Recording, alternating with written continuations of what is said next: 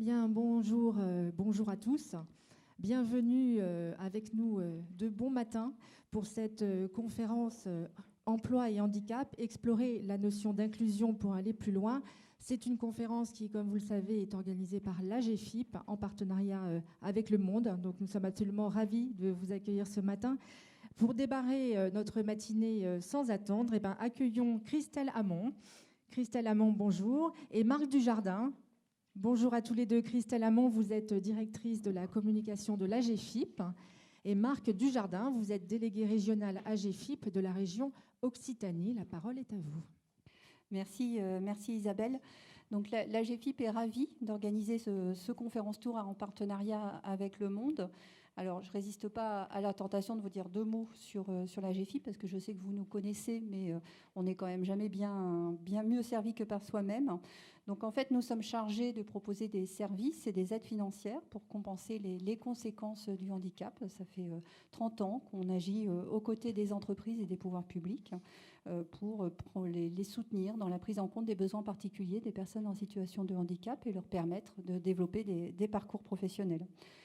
Nous soutenons aussi les innovations qui permettent d'inventer de nouvelles solutions pour l'inclusion professionnelle et nous produisons des données qui permettent de faire le point sur les progrès que nous réalisons ensemble, acteurs de l'emploi, de la formation et les entreprises pour développer une société inclusive. Alors, avec ce conférence tour, nous sillonnons depuis 2 ans maintenant les régions de France pour réfléchir ensemble. On prend soin de mettre sur le plateau des personnes qu'on n'a pas forcément l'habitude d'entendre sur les sujets d'emploi et de handicap, puisque l'idée, c'est d'ouvrir les chakras, d'aller chercher des solutions là où on n'a pas forcément l'habitude de les trouver, et puis de pouvoir ensemble faire de l'inclusion dans l'emploi une réalité. Alors aujourd'hui à Toulouse, dans ce magnifique lieu qui est pour le coup une nouveauté, on est accueilli par un minotaure et une araignée géante. J'avoue que c'est la 15e étape et c'est la première fois qu'on nous accueille avec des machines aussi spectaculaires. Toutes les étapes, on a fait les régions ultramarines, on a fait le nord, on a fait le sud. Il nous en reste plus que 2 après celle-ci pour la fin de l'année.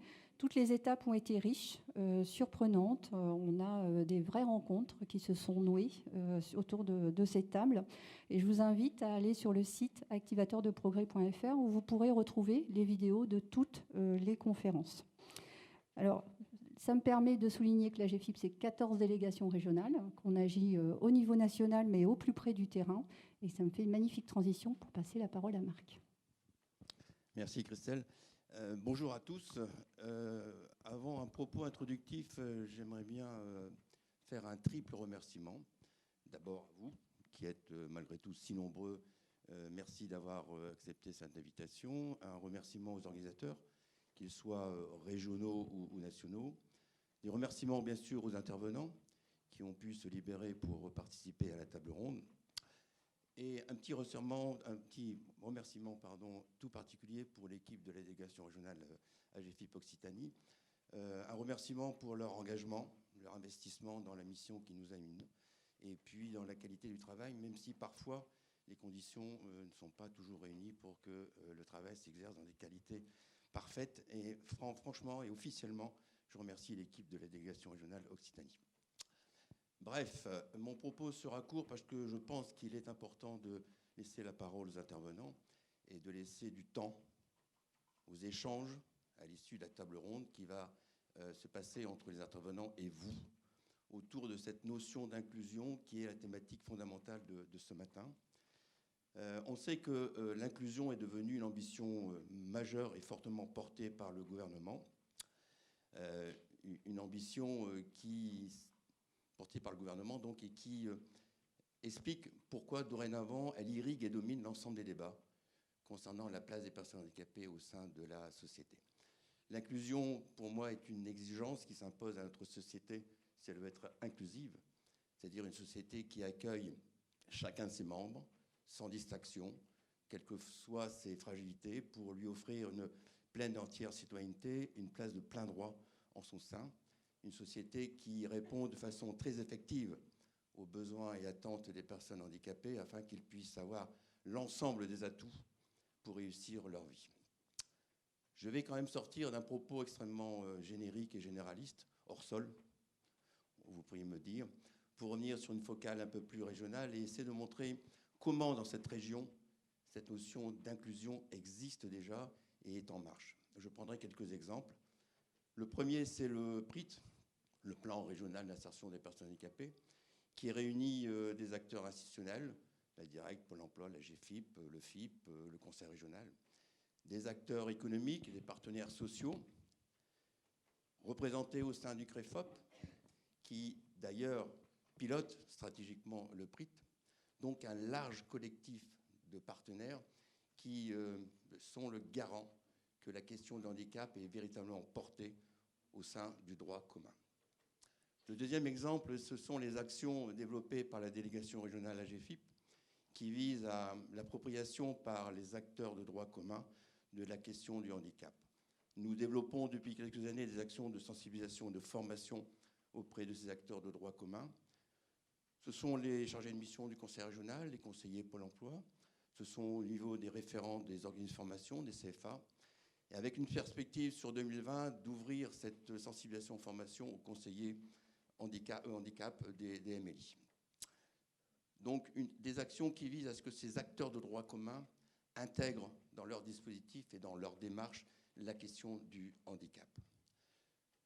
Le deuxième point, c'est l'entreprise.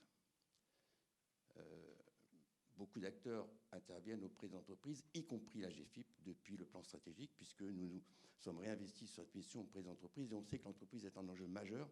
Qui dit société inclusive, dit automatiquement entreprise inclusive. Pas d'inclusion sans travail, sans contrat de travail. Au-delà de sa mission d'information, de conseil, d'accompagnement de la GFIP, elle propose également le réseau référent handicap, qui est dédié à des référents handicap des entreprises et qui leur offre un espace d'échange de bonnes pratiques, d'expériences réussies, de mutualisation d'outils pour faire progresser au sein de leur entreprise l'inclusion des personnes handicapées et aller plus loin en les aidant à réfléchir sur des nouveautés. À ce titre, d'ailleurs, je rappelle que cet après-midi se tient un RRH, un réseau référent handicap, autour de la thématique handicap-innovation, qui est un peu dans le prolongement de ce qui nous anime ce matin. Un dernier point, un dernier exemple qui me semble extrêmement important à signaler, c'est vous montrer comment l'inclusion a fait de réels progrès, de réelles avancées. Je prendrai un exemple très emblématique qui est la formation professionnelle. Vous savez que notre public est en déficit de qualification et c'est un enjeu majeur pour eux d'acquérir des compétences. J'ai connu à une époque à la GFIP, quand je suis rentré à la GFIP, c'est-à-dire hier, la juxtaposition de dispositifs de droit commun et spécifiques, avec aucune interconnexion. Les deux étaient séparés et c'était un dur labeur de faire entendre au droit commun intégrer des personnes handicapées dans leur dispositif. En contrepartie, je constate aujourd'hui que dans le pacte régional d'investissement dans la compétence, la question du handicap est transversale sur l'ensemble des axes de ce pacte. Et j'ai noté également dans le document des engagements forts au nom de l'égalité et de la non-discrimination, d'une prise en compte du handicap sur l'ensemble des dispositifs classiques de formation. Je pense que c'est une avancée extraordinaire et qu'il faut le noter.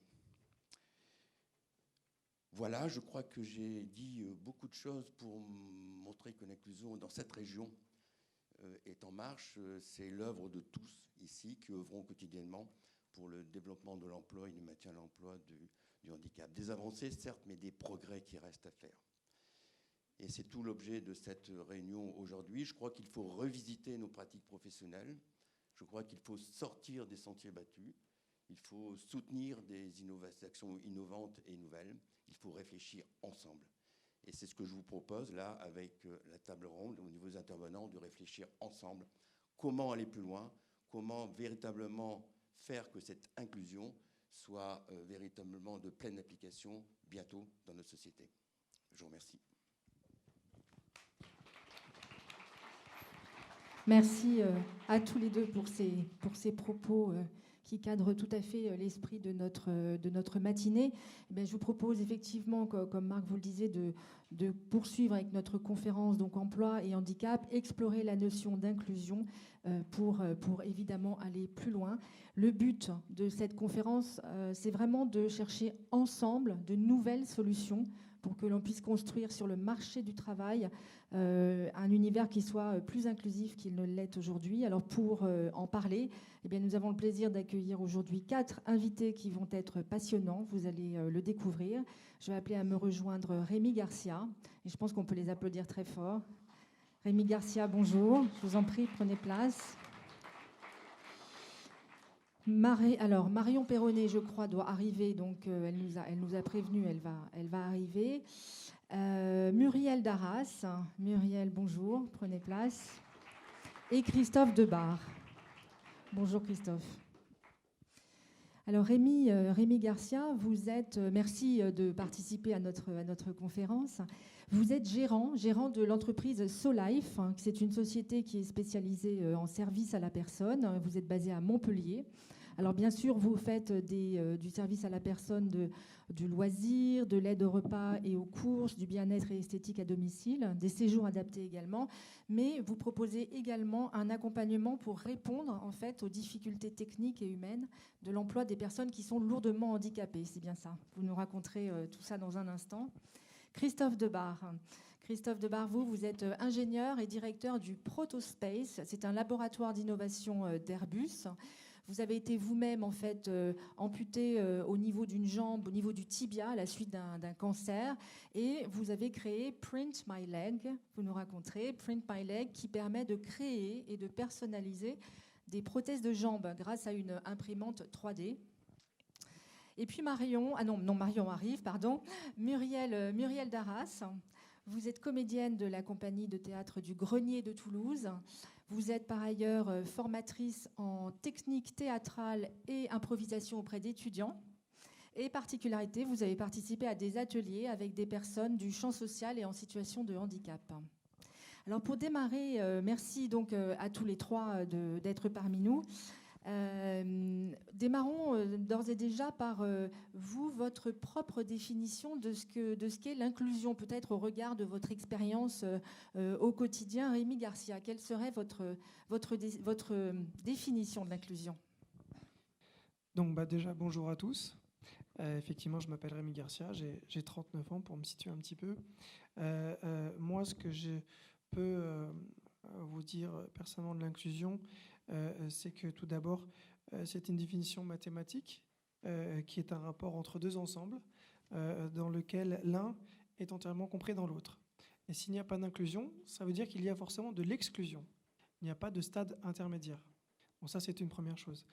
Pour le rapprochement par le travail, moi, ce que je remarque dans mes activités professionnelles, mais aussi dans ma vie personnelle, c'est que c'est un des meilleurs moyens d'acquérir une citoyenneté à part entière pour que chacun puisse s'exprimer dans la cité, et ce qui permet que cette cité puisse intégrer et permettre à l'ensemble de la diversité de s'exprimer.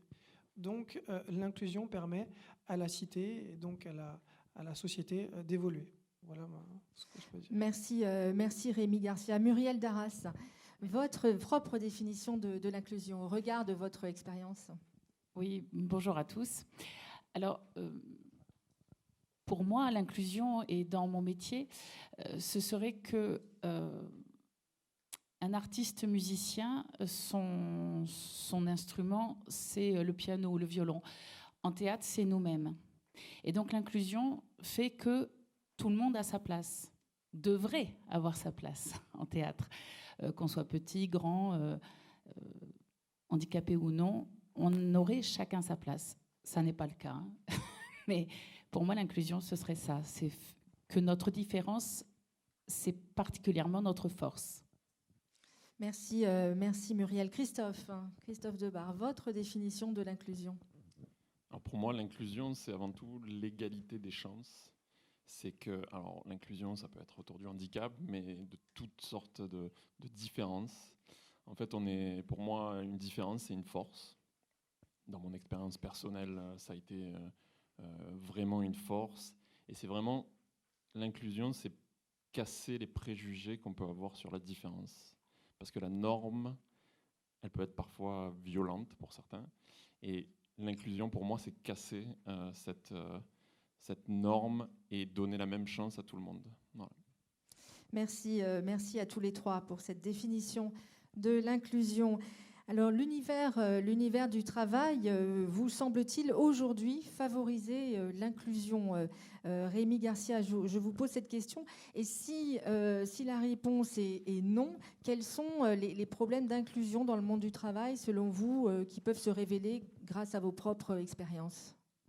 Alors, effectivement, si jamais tous les problèmes étaient réglés, on ne serait peut-être pas là. Ceci étant dit, pour moi, il y a deux niveaux de problématiques. Un premier niveau qui est systémique, c'est-à-dire que tout est organisé à la base pour exclure une partie de la population, notamment des personnes présentant un ou plusieurs handicaps. Et ce problème-là, on ne peut le régler que par une intention et une volonté des décideurs, qu'ils soient politiques ou autres. Et le deuxième problème, qui est peut-être plus facile à gérer dans un court terme, c'est les problèmes en général d'accessibilité au sens large, d'accessibilité matérielle, que ce soit des locaux, des transports, des logements, qui fait qu'il y a une grande disparité sur les localités, mais aussi sur l'ensemble du territoire, qui font que l'inclusion devient difficile parce que l'intégration l'est également. Donc les personnes doivent redoubler d'efforts ou d'ingéniosité ou trouver des subterfuges pour trouver des solutions à leurs problèmes propres. Merci Rémi. Muriel Darras, donc même question. Hein. Est-ce que de façon générale, l'univers du travail actuel vous semble-t-il favoriser cette inclusion aujourd'hui? Clairement non. C'est-à-dire que vraiment dans le milieu du théâtre, on ne voit, en général, quand on est un homme d'à peu près 40 ans, on a de grandes chances d'être comédien et de bien travailler. En revanche, quand on est une femme ou un noir ou un maghrébin ou quelqu'un qui a un handicap, ça devient très, très difficile. Et ça, malheureusement, c'est très dur à changer. Très, très dur. Il faut se créer ses pièces, il faut se créer tout pour pouvoir vraiment travailler. Il y a des compagnies qui embauchent plus de femmes. Mais par exemple, dans notre compagnie, on est 4 femmes pour 15 hommes. Voilà. Et encore, les 4 femmes ne travaillent pas tout le temps. C'est problématique. Au niveau de votre expérience au quotidien, quels ont été les problèmes que vous avez peut-être rencontrés vous-même concrètement ou que vous ayez vu autour de vous rencontrer? Alors concrètement, c'est-à-dire que mon physique n'est pas dans la norme, on va dire, et je l'ai entendu. C'est-à-dire que quand je passe le concours du conservatoire à 19 ans, au moment d'aller sur la... Ah, ça ne marche plus. Ah si, ça remarche, pardon. Au moment d'aller sur la scène, le professeur, devant tout le monde, dit « Ah, vous vous rendez compte, il y a même les obèses qui passent le concours. » Bon, voilà, c'est pas très intéressant et ça ne permet pas de donner le meilleur de nous-mêmes. Et c'est-à-dire que c'est vraiment, il faut, quand on est, alors je parle de moi, quand on est une femme, il faut se battre beaucoup plus. Et d'ailleurs, quand on voit que la plupart des théâtres sont donnés à des hommes, les théâtres nationaux sont donnés à des hommes, et quand une femme arrive au théâtre national en tête, on ne lui donne pas autant d'argent qu'à un homme. Donc l'inclusion est très difficile chez nous. C'est l'un des métiers les plus discriminants. On est trop vieille, on est trop grande, on n'est pas trop blanche, trop machin. Voilà. Il y aurait beaucoup, beaucoup, beaucoup, beaucoup à faire. Merci beaucoup. Christophe Debar, bien, même question. Est-ce qu'aujourd'hui, de votre expérience, l'univers du travail vous semble assez inclusif? Alors, moi, je suis pas forcément super bien placé pour parler de ça. Hein. Mon handicap, en fait, si je veux, je peux le cacher. Ça se voit pas vraiment. Donc, du coup, je ne suis pas en face de cette discrimination directement, quoi. J'ai une petite anecdote hein, j'ai travaillé. Bon, moi, je travaille dans l'aéronautique et dans mon précédent travail, je travaillais sur avion. Donc, j'allais sur l'avion et je manipulais des choses, je faisais des tests dans un avion. Et donc, j'ai été embauché pour ce poste. Et mon précédent chef, du coup, m'a annoncé 3 ans après que je lui avais changé sa manière de voir le handicap parce que s'il avait su dès le départ que j'étais amputé d'une jambe, eh bien, il ne m'aurait pas pris. Donc, c'est vraiment ce préjugé. Donc, grâce à cette expérience, je pense qu'il a changé sa façon de voir les choses et il sera peut-être plus inclusif. Mais je crois que le plus gros déficit qu'on a, en fait, c'est le préjugé qu'on a sur la différence en général, quoi.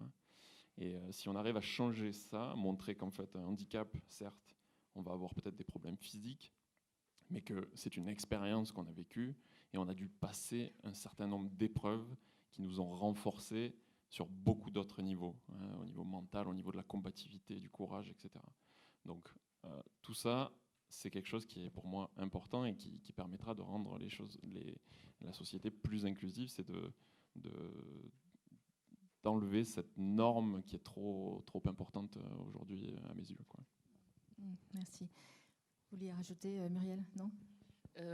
Oui, ça me parle beaucoup, ce que vous êtes en train de dire, parce qu'il y a un endroit sur Toulouse qui s'appelle le lycée Françoise, et la proviseure, c'est un lycée polyvalent où il y a des pros, une filière générale, et elle dit que l'art permettra à ces gens de se parler parce qu'ils ont énormément de préjugés les uns envers les autres.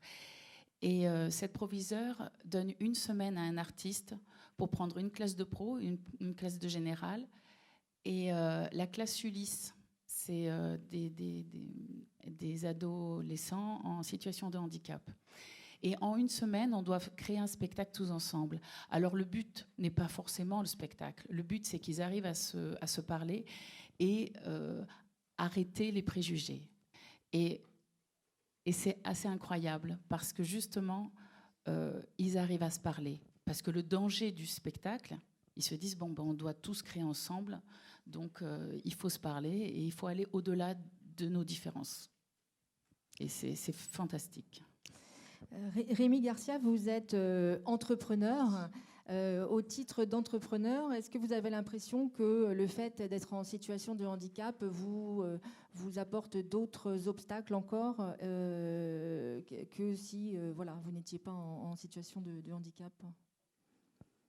Peut-être que finalement, le fait de créer mon propre emploi et ma propre entreprise, c'est peut-être paradoxalement plus facile. L'aboutissement est peut-être plus facile que dans la recherche de l'emploi, puisque moi, après mes études, j'ai fait un Master 2 en droit économie et gestion à Montpellier. Après, je me suis mis à la recherche d'un emploi. À part les grandes banques et les grandes assurances, je ne trouvais pas forcément ce que je voulais, c'est-à-dire les grands groupes. Et donc, j'ai décidé de créer ma propre entreprise.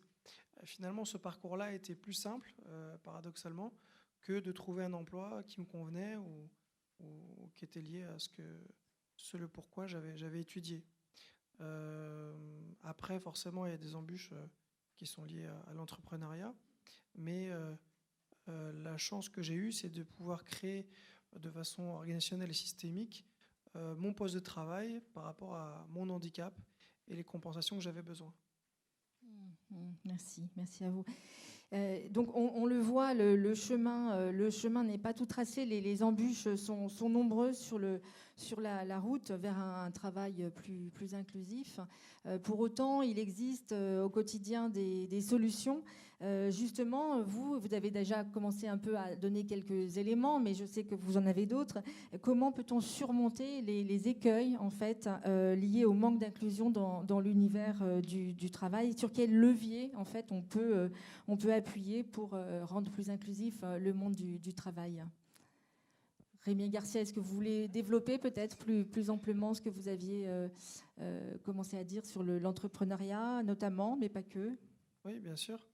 Alors déjà, je pense que déjà, il y a la notion d'effort à fournir. De toute façon, ça, c'est pour tout à chacun. Peut-être que pour des personnes en situation de handicap visible ou invisible, l'effort sera également plus important.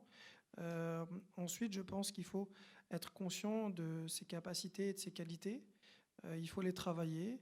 Il faut être conscient aussi de son handicap et de ses propres limites afin de trouver les compensations déjà pour nous-mêmes dans notre vie de tous les jours, ce qui va nous permettre notamment, par exemple, de rassurer un futur employeur sur les difficultés qu'on a et comment on peut parvenir à les contourner ou à les gérer.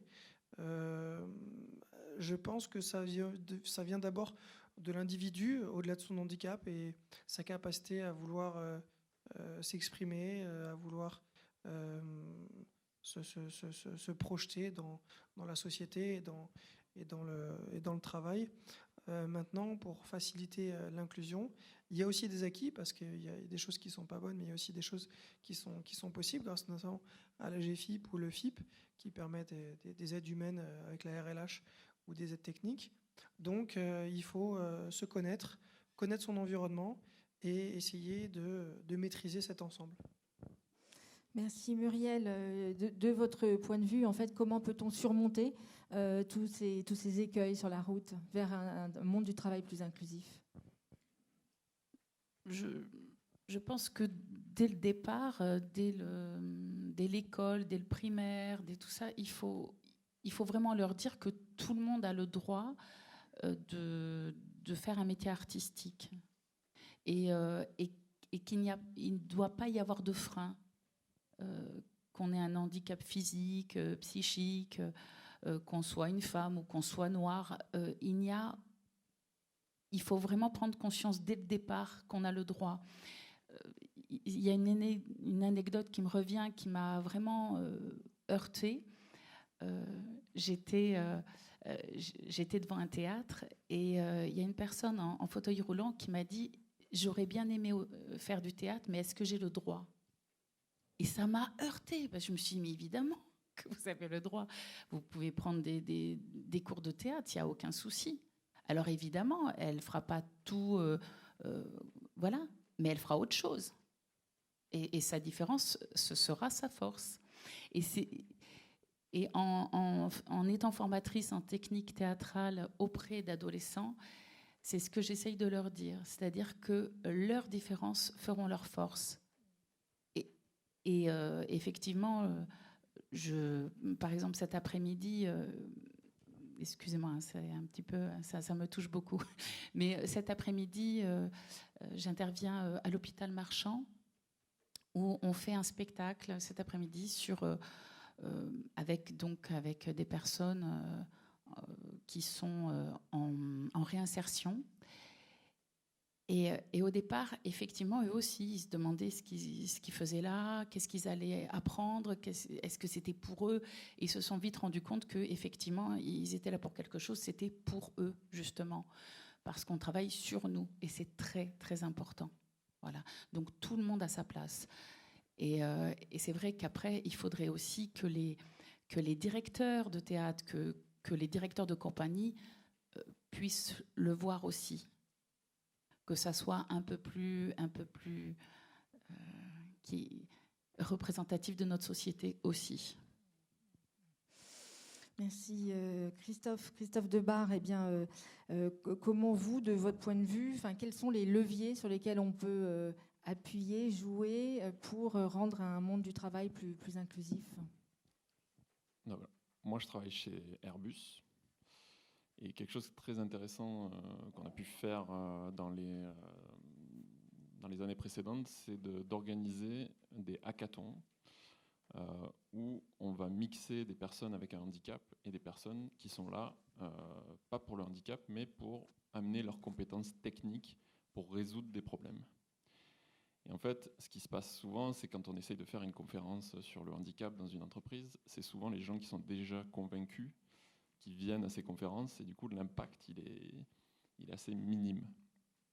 Là, dans ce cadre-là, les gens ne viennent pas pour le handicap et le découvrent. Et ils sont mis en contact avec des personnes en situation de handicap.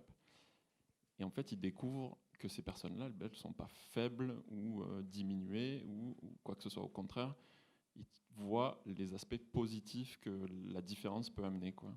Donc moi, ce que j'ai fait aussi au sein d'Airbus, c'est que j'ai démarré une initiative qu'on appelle Humanity Lab. Et en fait, on fait du bénévolat, alors du pur bénévolat. Les gens travaillent sur leur temps perso. Et ils viennent travailler sur des sujets. Alors on a le handicap, qui est un des sujets importants de cette initiative, mais aussi l'humanitaire, l'environnement, l'éducation. Et des gens viennent apporter leurs compétences pour permettre de trouver des solutions pour ces personnes-là. Alors, à titre d'exemple, donc c'est des ingénieurs qui viennent généralement. Et à titre d'exemple, on a fait une prothèse de jambe qui permet de faire de l'aviron. Et cette prothèse de jambe, en fait, on peut la fabriquer avec des imprimantes 3D et elle coûte moins de 50 € à fabriquer. Et ça, c'est un peu ma définition de l'inclusion. C'est vraiment de créer des solutions, mais qui sont accessibles à tous. Et là, en l'occurrence, c'est permettre de faire ce sport à des personnes qui sont amputées d'une jambe. Ils vont pouvoir le faire, et grâce à des personnes qui ont donné de leur temps et de leurs connaissances pour fabriquer ces choses-là. Et en faisant ça, en fait, on crée des rencontres et on casse des préjugés. Moi, j'ai un collègue à moi qui a travaillé sur le projet Print My Leg, et il m'a expliqué que, avant de me connaître, si on lui proposait quelqu'un avec un handicap, il répondait qu'il n'avait pas de temps, il a été honnête, il n'avait pas de temps à perdre, que ça allait lui prendre plus de temps, plus de travail, plus d'énergie, et que dans son quotidien très chargé, il ne pouvait pas se permettre ça. Et il me dit, après t'avoir rencontré, on m'a proposé quelqu'un avec un handicap, et il m'a dit, en fait, je me suis dit que ça allait prendre peut-être un peu plus de temps, mais que j'allais apprendre quelque chose. Et pour ça, j'ai accepté de recevoir cette personne avec un handicap. Et donc, c'est cet effet-là, en fait, que moi, j'essaye de faire avec tous les projets que je mène.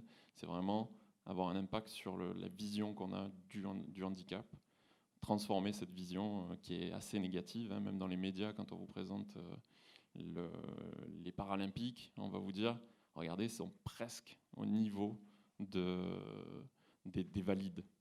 Et ça induit toujours cette notion d'infériorité, quoi. Alors qu'en fait, pour moi, c'est vraiment l'inverse. Certes, physiquement, moi, je peux courir peut-être un peu moins vite, mais j'ai appris tellement de choses que pour moi, c'est une force en plus. Et même d'un point de vue professionnel, c'est quelque chose qui m'apporte quelque chose. Voilà. Merci beaucoup. Marion Perronnet, vous nous avez rejoint, on va vous passer un micro. Merci et bravo d'avoir réussi à arriver jusqu'à nous. Mais nous savons que les embouteillages sont bien là. Marion, je le rappelle, vous êtes joueuse au stade toulousain de rugby féminin. Vous en êtes même l'ancienne capitaine. Et par ailleurs, vous êtes exploitante dans une entreprise de transport dans le secteur des travaux publics. Alors Marion, il y a une question que j'ai posée à vos collègues de débat, c'est quelle est, de votre point de vue, de votre vécu, une définition de l'inclusion ? Pour moi, l'inclusion, déjà d'un point de vue sportif, parce que j'ai été beaucoup dans le milieu sportif, c'est que tout le monde soit au même niveau en termes de besoins et de ressources, qu'on ait tous la même chose, qu'il n'y ait pas de différence qui soit faite, et même au niveau professionnel, que tout le monde ait sa chance, et voilà, que les besoins soient communs et individuels au même niveau, qu'il n'y ait pas de différence. Est-ce qu'il vous semble, Marion, que l'univers du travail est aujourd'hui suffisamment inclusif ? Peut-être de votre propre expérience, vous travaillez, vous êtes une femme dans un milieu d'hommes. Est-ce que c'est facile ? Ça évolue un peu, les mœurs évoluent, mais ça reste encore compliqué. Moi, je suis dans un milieu assez masculin du fait des travaux publics. C'était compliqué pour moi au début de me faire ma place, surtout que je suis assez jeune et j'ai affaire à des hommes en face de moi qui ont une cinquantaine, voire soixantaine d'années, qui ont 20 ans ou 30 ans d'expérience. Et je suis arrivée là, dans ce milieu-là, où ça a été un peu compliqué. Au début, il a fallu que je fasse un peu mes preuves, que je m'impose, mais aussi en faisant attention à ce que je faisais, de ne pas avoir de mots trop déplacés et tout ça, parce que j'avais des hommes en face de moi. Et voilà, mais avec le temps, ça a été... Est-ce qu'il y a des moments dont vous vous rappelez qui ont été particulièrement difficiles? Vous vous êtes dit, oh là, est-ce que je vais y arriver là? Et puis... Mais oui, quand j'ai eu des chauffeurs en face de moi qui m'ont dit non, mais toi, tu connais rien de toute façon, t'as jamais fait ça, de toute façon, les femmes, vous pouvez pas faire ça, vous comprenez pas, derrière un bureau, c'est facile. Mais même au rugby, ça a été ça plein de fois. On m'a dit c'est un sport de mec, que vous avez rien à faire là. Ah oui, justement, au rugby également, c'est ce que j'allais vous dire. Et là, est-ce qu'il y a eu des moments un peu plus compliqués que d'autres à gérer? Ben, moi, la seule réponse que j'ai eue tout au long de ma carrière, et encore que j'aurai, c'est ben, écoutez, venez voir ce que c'est.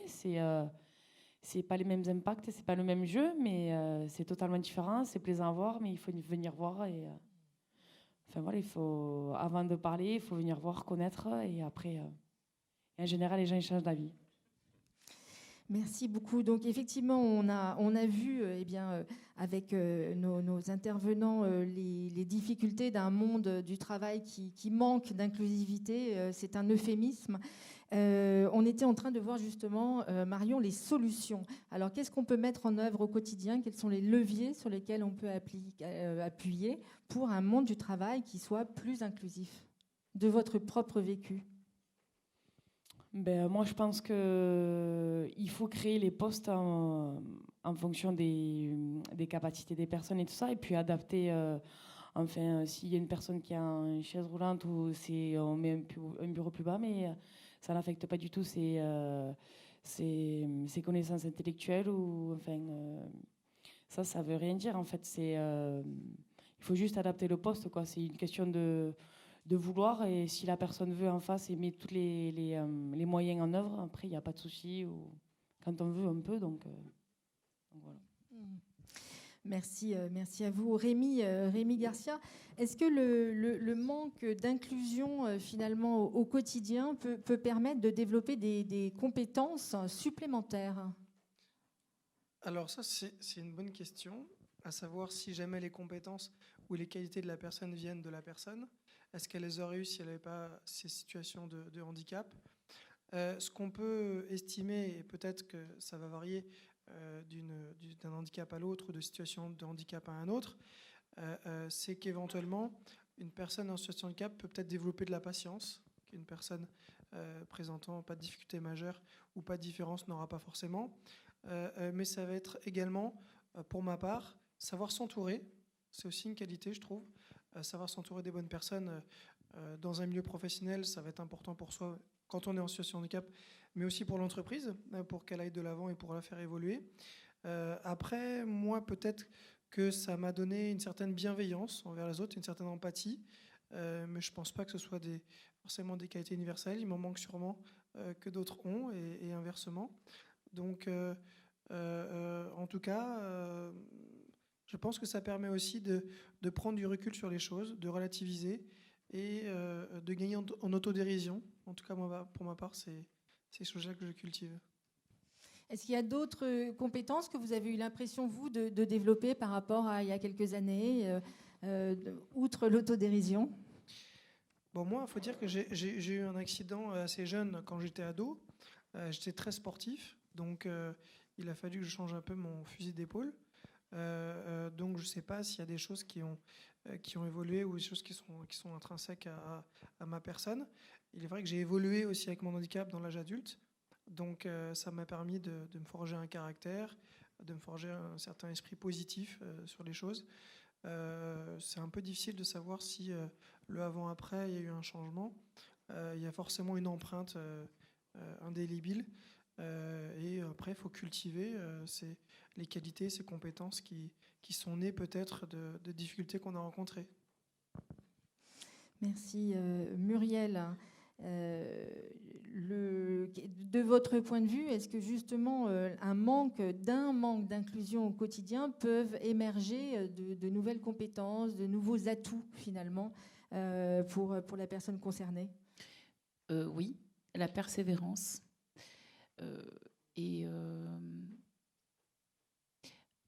Et vraiment être sûr de soi. C'est-à-dire, bizarrement, c'est la confiance qui va s'installer, de se dire si c'est possible et je vais me battre pour. je dirais que ça amène avant tout ça.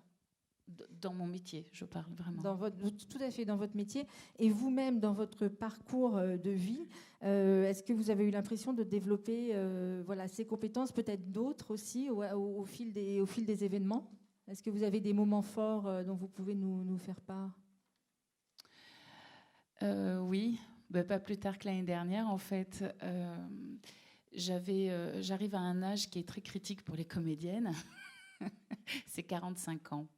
On m'a gentiment dit qu'à 45 ans, aïe, aïe, aïe, on devient trop âgé pour la scène. Et on m'a dit gentiment aussi, parce que c'est très bienveillant.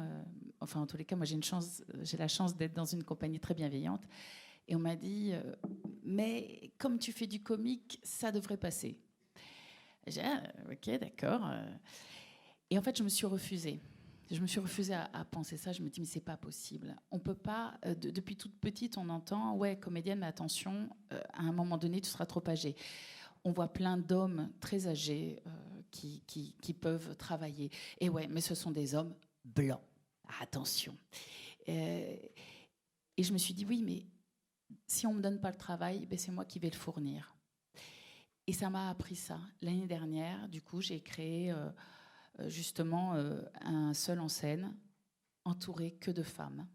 C'était une auteure féminine, donc une autrice, je ne sais pas si ça se dit, une auteure, une metteur en scène femme. Et à nous trois, on a monté un spectacle justement sur une femme qui... c'était une autobiographie qui est bipolaire. Et c'est sa vie dans le milieu de l'éducation nationale. Et ça me touche particulièrement. Et je me suis dit, allons-y. Et ça a marché. Donc je me suis dit, donc quand on insiste et qu'on se dit non, je ne suis pas assez vieille, allez, je continue, ça marche. Et justement, cette femme bipolaire que vous évoquez, qui intervient qui est le sujet de la pièce de théâtre, quelles sont les stratégies qu'elle met en œuvre dans le milieu de l'éducation nationale pour essayer justement de s'en sortir, quoi? Alors, elle est artiste peintre et elle a été pionne pendant des années, surveillante. Et elle prenait des carnets de bord pour marquer tout ce qu'elle vivait là-bas. Et il s'avère que les ados le voyaient tout de suite qu'elle était bipolaire. Et elle disait oui, c'est ça, je suis bipolaire, effectivement, etc. Et elle en parlait très librement. Et elle parle toujours aux élèves très librement. Ce qui fait qu'elle aborde des sujets où on a du mal à aborder certains sujets avec les élèves, comme la drogue, le sexe, tous ces sujets-là, elle va les aborder. Et elle aborde aussi le problème du harcèlement, le problème de l'acceptation de l'autre. Donc, et c'est par le biais de son prisme, des fois, un peu trash, on peut dire ça. Voilà. Qu'elle arrive à entrer en contact avec les élèves. Complètement. Alors après, elle a beaucoup de mal avec les adultes. C'est pas son fort. D'accord. Autant les ados, ça va, autant les adultes, elle a beaucoup de mal. D'accord, merci Muriel. Christophe Debar, donc le manque, finalement, vous avez écouté nos deux précédents intervenants. Est-ce que vous avez le même diagnostic? Est-ce que ce manque d'inclusion peut finalement, par un processus de résilience, permettre de développer des compétences supplémentaires? Moi, si je prends mon adolescence, où le fait d'avoir une prothèse, en fait, ça m'a rendu différent. Finalement, c'est quelque chose de positif parce que ça m'a permis de me poser certaines questions. Lesquelles, par exemple? Sur le regard de l'autre, sur la conscience par rapport à la santé, etc. Moi, j'étais vraiment en décalage. J'ai eu un cancer, donc je suis resté pendant 1 an à peu près dans des hôpitaux et des cliniques. Et donc, je connaissais ma chance que d'être à l'extérieur, en bonne santé, guéri. Donc c'est quelque chose qui, pour moi, a été extrêmement positif, même si ce décalage, quand on le vit, il n'est pas très agréable. Mais voilà, moi, ça m'a permis de développer une philosophie complètement différente. Je suis extrêmement positif, extrêmement optimiste. Je pense grâce à ça, quoi. Alors, je ne pourrais pas dire comment je serais si je n'avais pas eu toute cette expérience, mais je sais que grâce à cette expérience, je suis devenu extrêmement positif parce que j'ai pu creuser des sujets qui, quand on est ado, peut-être ne sont pas notre priorité. Et toute cette, peut-être ces rejets ou ces peurs que j'avais créées adolescent, elles m'ont permis de voir la vie différemment. Donc pour ça c'est quelque chose d'extrêmement positif. Après, ça développe aussi une capacité à pas écouter les autres aussi. Quand on vous dit que c'est pas possible, que ça va être trop dur, tu fais attention, etc., mais qu'on fait quand même les choses et qu'on y arrive, et bien en fait on développe cette capacité à pas trop écouter les autres et aller au bout de ses envies, quoi. Donc ça c'est quelque chose d'extrêmement positif et qui peut être applicable dans le travail. Aujourd'hui, c'est un peu grâce à mon handicap que j'ai obtenu ce travail que j'ai actuellement, où je suis responsable d'un labo d'innovation. C'est parce que j'ai fait Print My Leg qu'on a vu certaines de mes compétences pendant ce projet qui m'a permis d'accéder à ce poste-là. Donc voilà, moi après je suis extrêmement positif. Donc j'essaye de voir avant tout les choses positives, même dans ce qui nous semble négatif, parce que je considère qu'on n'est pas capable de définir ce qui est négatif ou ce qui est positif sur un temps suffisamment long. Des choses qui nous semblent désagréables à un moment s'avèrent extrêmement positifs par la suite, quoi. Vous disiez que lorsque vous étiez jeune, on vous a parfois dit non, ça c'est pas possible, etc. Est-ce que vous avez des exemples concrets de ces moments où vous avez fait quand même finalement et avec succès? Alors moi je fais de la planche à voile, je fais du snowboard, je fais beaucoup de sports divers et variés. Alors c'est marrant parce que quand je marche dans la rue avec une prothèse, je sens les gens sont un peu désolés ou ils ont un peu pitié parfois. Mais quand je sors de l'eau avec ma planche à voile, les gens en fait ils sont émerveillés, ils me félicitent, etc. Et en fait c'est le même préjugé dans les deux cas, quoi. C'est-à-dire que dans le premier cas, les gens pensent que j'ai pas de chance, c'est terrible dans ma vie. Et dans le deuxième, ils pensent que j'ai pas de chance, que c'est terrible, mais que j'ai dépassé ça, et du coup, je suis quelqu'un d'exceptionnel. On me dit souvent, quel courage, etc. Mais en fait, c'est pas du tout du courage. C'est juste l'envie de faire quelque chose et de le faire parce que j'ai envie de le faire, quoi. C'est tout. Ce que je peux dire, c'est que ça m'a pas rendu plus courageux, je pense, le fait de perdre ma jambe, d'avoir un cancer. Mais ça m'a rendu plus vivant. C'est ça. Et ça n'a pas de prix, quoi, pour moi. Merci.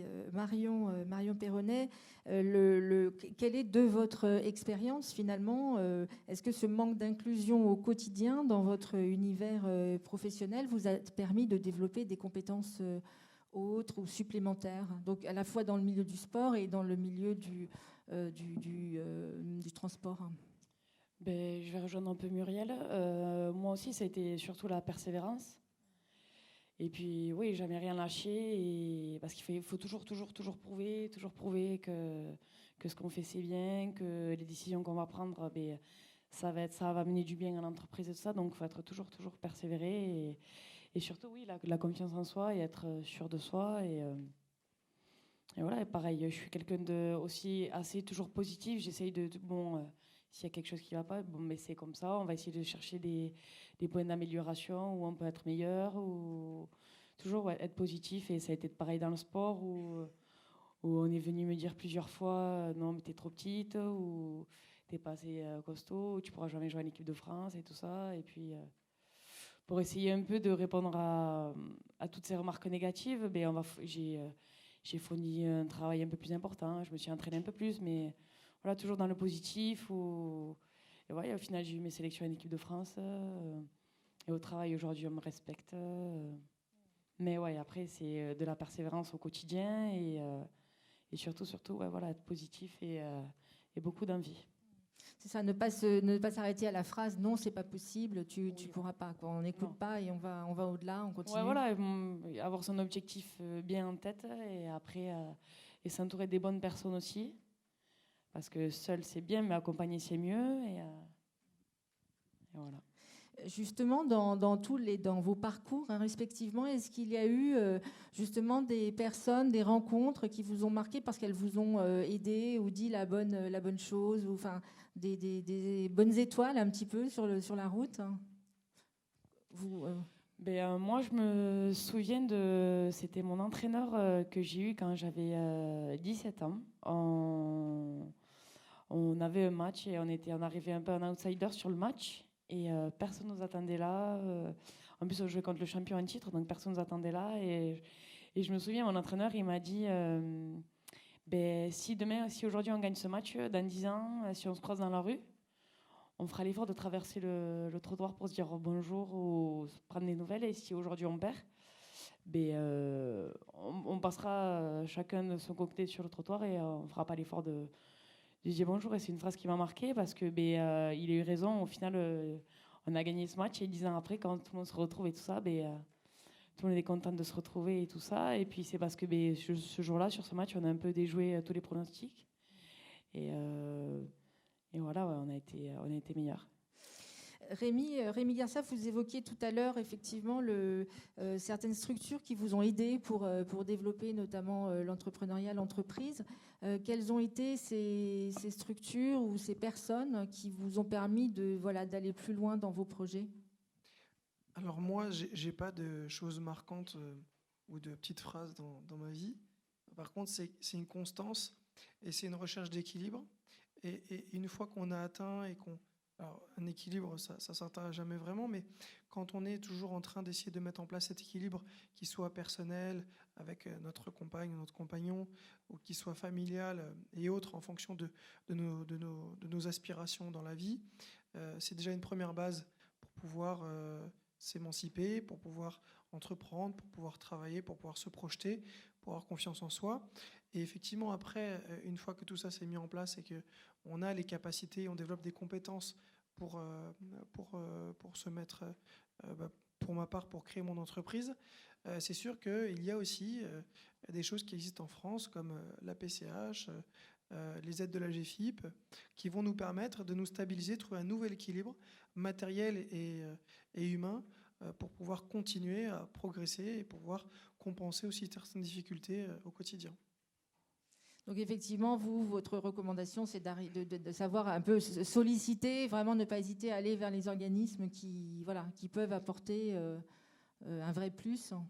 C'est-à-dire que, comme l'ont dit mes camarades de débat, c'est-à-dire qu'effectivement, il faut persévérer et il va falloir redoubler d'efforts, redoubler de connaissances, parce qu'on doit être des connaissants aussi de nos difficultés et de nos problématiques pour pouvoir les affronter et pour pouvoir mettre en place, avec l'aide donc de 6 différents organismes, les outils ou les moyens pour pouvoir les contourner ou les compenser.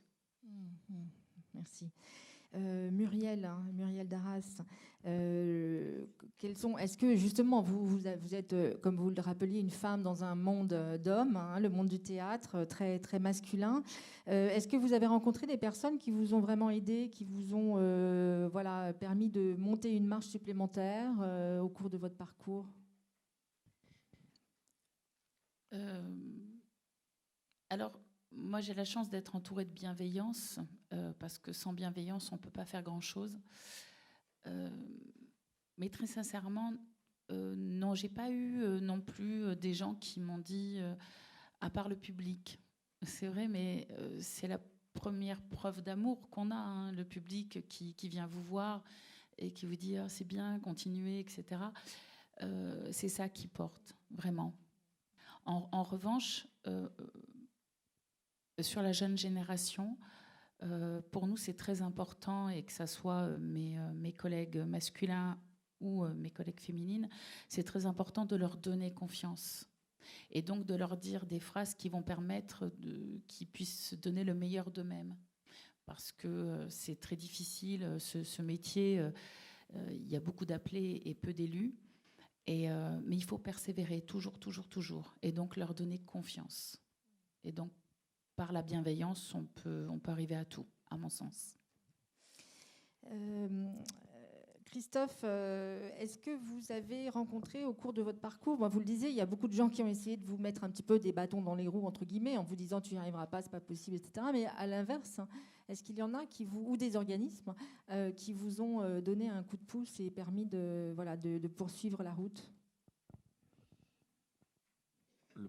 On va dire la première personne qui a généré le changement en moi, je veux dire que c'est ma mère, en fait.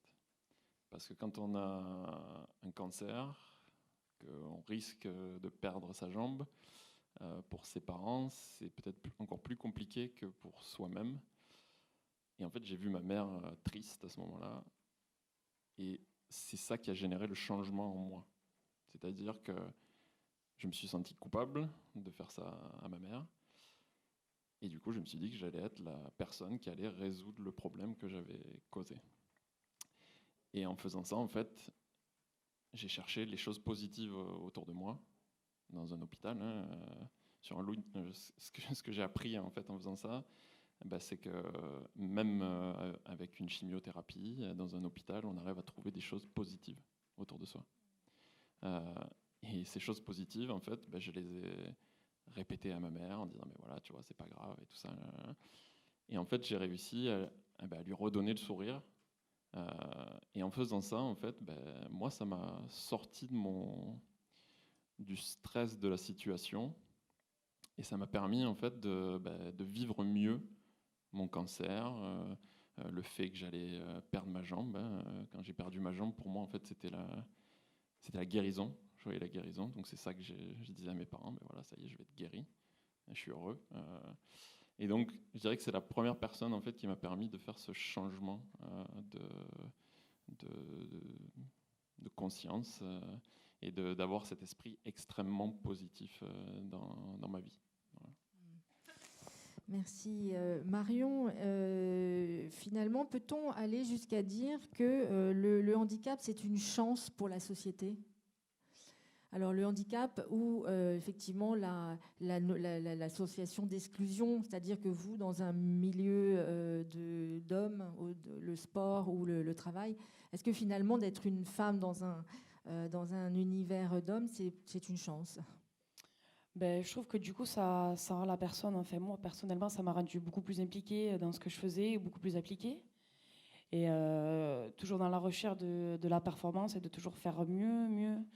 Et du coup, ouais, pour moi, je pense que c'est un plus parce que les personnes se sentent beaucoup plus concernées et comme j'ai dit, ouais, beaucoup plus appliquées dans ce qu'elles font, surtout.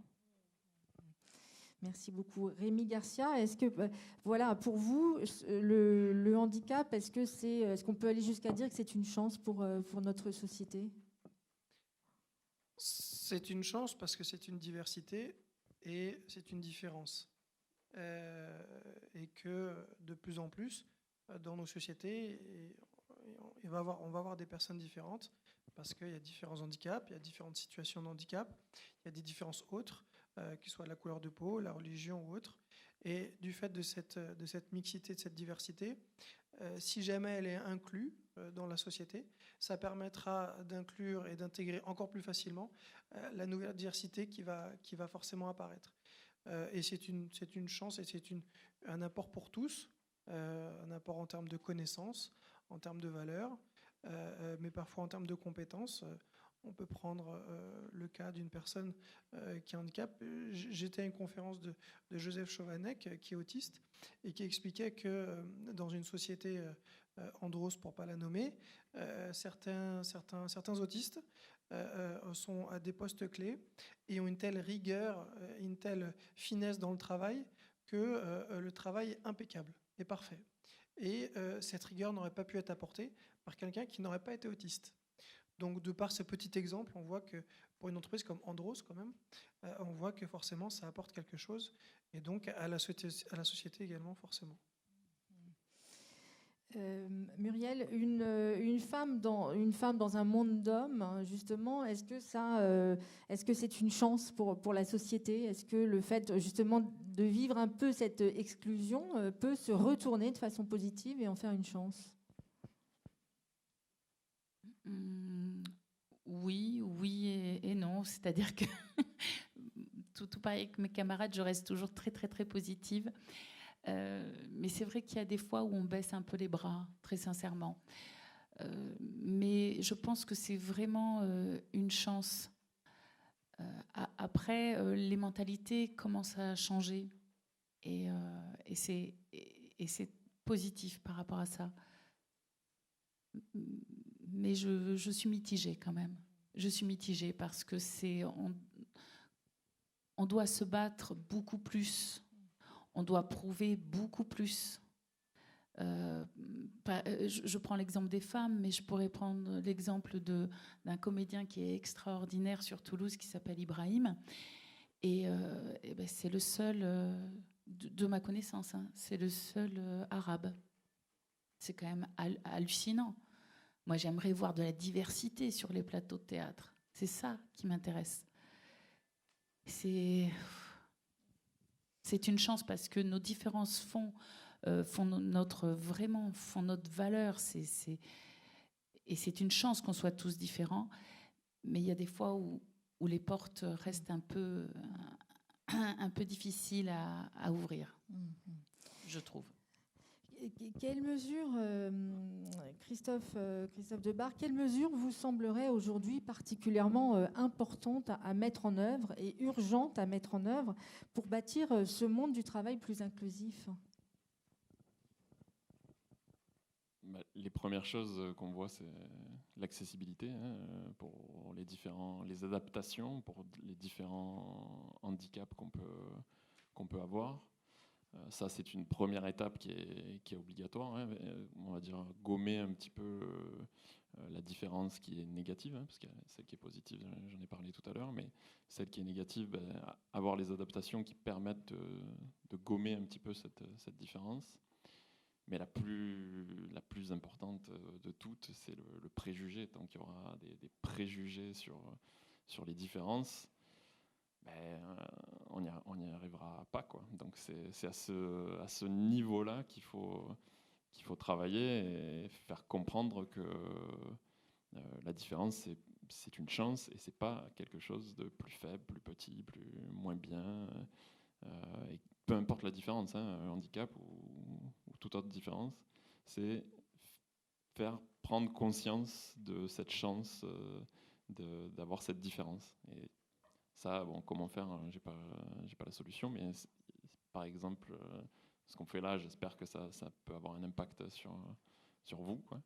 Mais voilà, je pense que c'est ce qu'il faut attaquer en priorité, c'est casser le préjugé. Est-ce que néanmoins vous avez l'impression que les préjugés au fil des ans s'amenuisent ou ils restent vraiment très, très forts? Je dirais que c'est en train de changer, quoi, lentement. Ouais. Voilà. Mais après, je pense que vraiment cette notion de montrer la force derrière le handicap ou la différence, c'est quelque chose qu'on voit peu, hein, aujourd'hui. Montrer en priorité les qualités des personnes plutôt que de dire il va falloir adapter ça parce que ça c'est difficile. Donc c'est plus parler de l'avantage qu'on a avec ces différences. Voilà. Marion, est-ce que vous avez l'impression que les préjugés, alors femmes dans un milieu d'hommes, avez-vous l'impression qu'avec le temps, les préjugés tombent un peu ou ils restent toujours aussi forts année après année? Et puis qu'est-ce qu'on pourrait faire pour faire évoluer cette situation? Ça diminue, certains préjugés diminuent, évoluent, mais... Lesquels, par exemple? Une femme, elle n'est pas capable de prendre des décisions des décisions importantes pour une société, pour sa pérennité, où ça reste assez encore quand même très masculin tout ça. On voit quand même, enfin, moi autour de moi, toutes les entreprises que je connais, des grosses boîtes, tous les bureaux directeurs, c'est que des hommes. Il n'y a pas beaucoup de femmes. Le bureau directeur au Stade Toulousain, c'est que des hommes. Il n'y a pas du tout de femmes.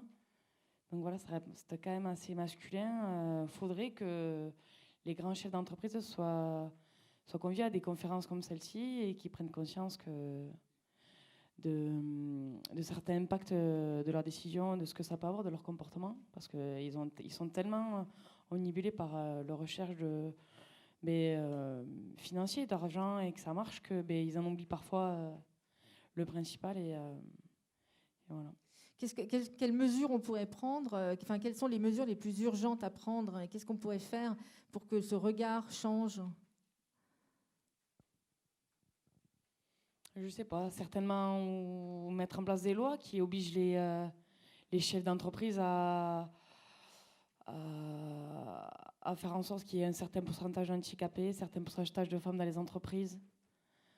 Peut-être mettre des lois en place, peut-être que comme ça, et avec des sanctions financières, parce qu'aujourd'hui, c'est surtout ça qui a impacté les entreprises. Quand on commence à parler d'argent, de suite, ils se réveillent, donc voilà. Merci beaucoup. Finalement, quand on vous écoute, on est à la fois, on comprend la difficulté, on comprend le chemin que tous vous faites au quotidien. Mais de votre point de vue, est-ce qu'une société inclusive relèverait de l'utopie? Est-ce qu'on pourrait arriver à bâtir cette société inclusive, Rémi Garcia? Ou est-ce que c'est un rêve d'utopiste, doux rêveur? Déjà, les utopies, il faut pas les exclure. C'est bien d'avoir des objectifs, même qui ne sont pas forcément atteignables à 100%. Ceci étant dit, ce n'est pas tout à fait une utopie. Moi, je pense que c'est aussi de la volonté. Et comme mesure urgente ou comme mesure relativement simple, c'est mettre en place, en fait, c'est créer un rappel permanent aux décideurs, aux politiciens, au Sénat ou à l'Assemblée nationale du handicap. Et donc, simplement faire comme dans les entreprises un quota de députés ou de sénateurs en situation de handicap qui côtoieraient tous les jours ces décideurs et qui décident de plein de choses, des lois, qui votent pour notre organisation commune dans la société. Ça permettrait de façon assez simple et de façon constante et fluide dans le temps, parce que les mentalités, ça prend du temps à évoluer, les lois, ça prend du temps à se mettre en place, il faut après qu'elles soient appliquées, mais qu'ils aient ce rappel permanent, et pas seulement pour les lois qui sont liées aux personnes handicapées, mais pour tous les pans et tous les thèmes de la société. Ça permettrait d'avoir toujours cette pensée, ce regard et ce rappel permanent qu'il y a des choses qu'on pourrait adapter dès le début. Il n'y a pas besoin de déconstruire pour reconstruire. Si jamais c'est pris en charge dès le début, ça ne coûte rien et c'est bien pour tout le monde. L'autre chose, l'utopie va se créer à l'école. Si on n'éduque pas les enfants et si on n'inclut pas les enfants, tout handicap confondu, dans des classes normales, entre guillemets, ça va être difficile après d'imposer cette normalité aux autres. Puisque les chefs d'entreprise de maintenant, ils ont été enfants, ils ont été à la maternelle, au primaire. S'ils avaient peut-être côtoyé d'autres enfants en situation de handicap ou différents, peut-être qu'après, quand ils auraient eu des décisions à prendre ou des partenaires à embaucher, peut-être qu'ils auraient pris d'autres décisions. Muriel, l'utopie, bâtir une société inclusive, relève-t-il de l'utopie à vos yeux, ou est-ce qu'on peut y arriver? Et comment? Oui, on peut y arriver. Après, je suis entièrement d'accord avec ce que vient de dire Rémi. C'est-à-dire que vraiment, si c'est dès l'enfance, on mélange la mixité. Déjà, la mixité de tous.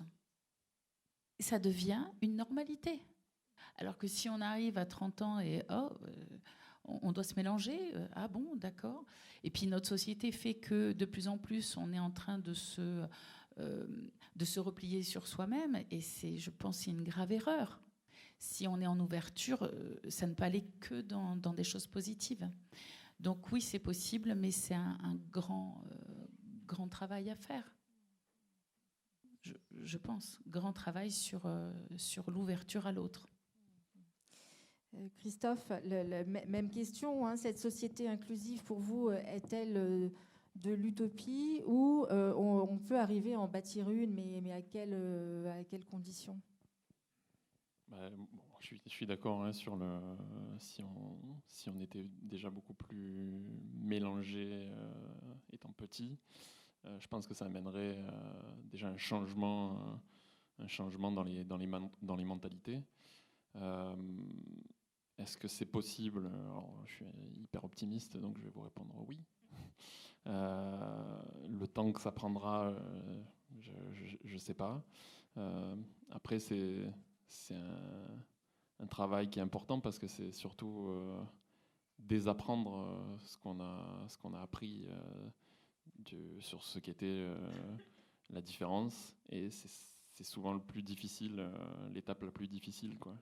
C'est de désapprendre toutes ces choses non fondées qu'on a pu apprendre, quoi. Marion, une femme dans un monde d'hommes, est-ce qu'on peut arriver, selon vous, à bâtir un univers qui soit plus inclusif? Est-ce qu'on peut y arriver ou ça vous semble vraiment trop éloigné? Oui, bien sûr. Enfin, on peut arriver à tout. Après, aujourd'hui, ça évolue, mais ça reste encore compliqué. Ça reste encore compliqué parce que dès l'enfance, comme mes collègues disent, on met toujours l'homme au-dessus des femmes, encore aujourd'hui. Donc voilà, ça reste encore compliqué, mais après ça évoluera comme ça a évolué pour certaines choses, ça évoluera, mais il faudra du temps. Oui, allez-y. Juste une chose, je rebondis, pardon. Ouh là là, c'est tôt hein, pour une comédienne. Non, en Angleterre, hein, il existe des quotas. C'est-à-dire qu'en théâtre, il y a des quotas qui existent pour, sur une production, il faut prendre tant de femmes, tant d'hommes, tant de noirs, tant de blancs, etc.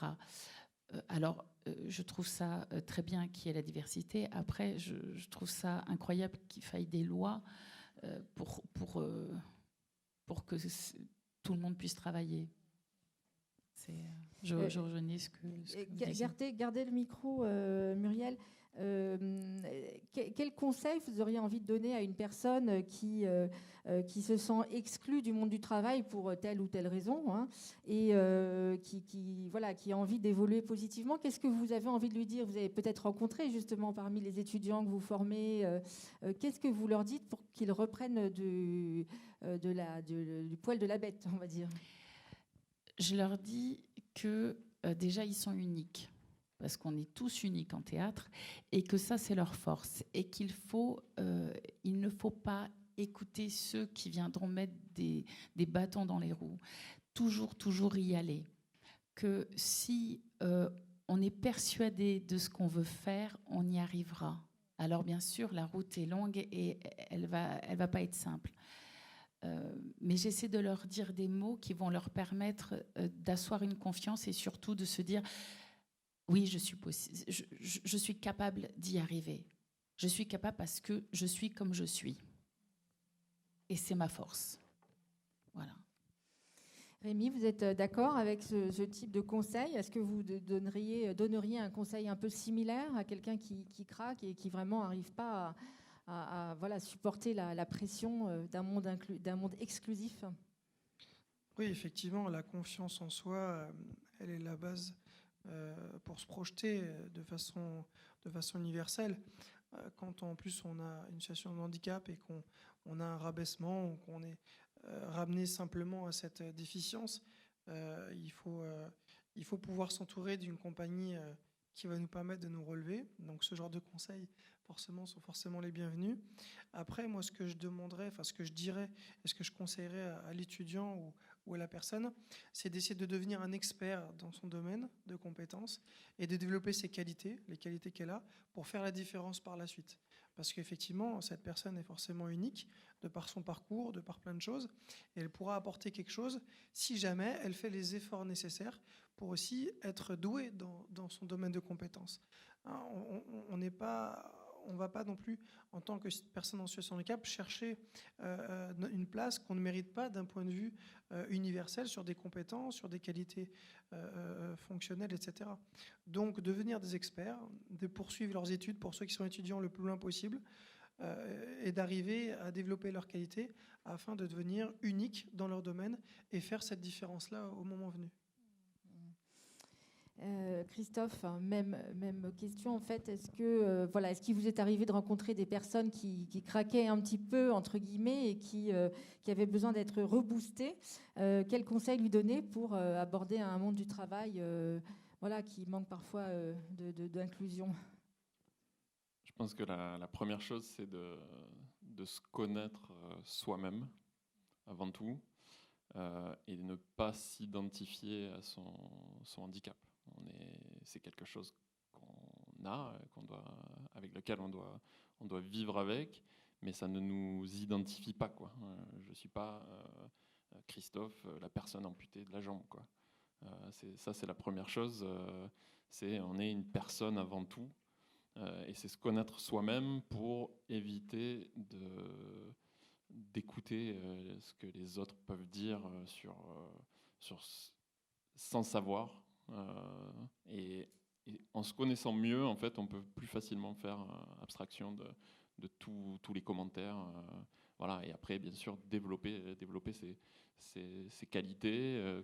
Quand on se connaît bien et qu'on connaît nos points forts, c'est avant tout appuyer sur nos points forts, quoi. Mais surtout, ne pas s'identifier à sa différence. C'est la première chose à faire, je pense. Marion, vous êtes d'accord avec ce que dit Christophe, ne pas s'identifier à sa différence? Est-ce que vous, si vous aviez rencontré une jeune femme, soit au rugby ou soit dans le monde de l'entreprise, que lui diriez-vous pour qu'elle surmonte ces obstacles? Mais oui, comme il disait, moi je lui dirais surtout après d'avoir conscience de ses capacités et d'avoir son objectif et de toujours, et de jamais lâcher, de toujours travailler et de se renforcer personnellement et surtout ses connaissances, et que le travail finit toujours par payer, donc de jamais lâcher, et même s'il va y avoir des embûches, la route elle est longue, mais après de jamais rien lâcher et que le travail finit toujours par payer de toute façon. Écoutez, c'est une très bonne conclusion pour notre débat. On va passer aux questions avec vous. Avant, je pense qu'on peut applaudir très chaleureusement nos quatre invités. Merci à vous et bravo pour tout votre témoignage très précieux. Bon, je suis ici pour représenter l'UNAFAM 31, l'Union nationale des familles et amis de malades psychiques. Mais je pourrais dire que chacun d'entre vous, présent sur la scène, représente ma personne. Mes parents étaient enseignants au Centre de rééducation fonctionnelle du Morbihan à Kerpap. Et j'ai vu des gens pratiquer la voile, alors qu'au départ, quand j'étais beaucoup plus jeune, ça n'existait pas.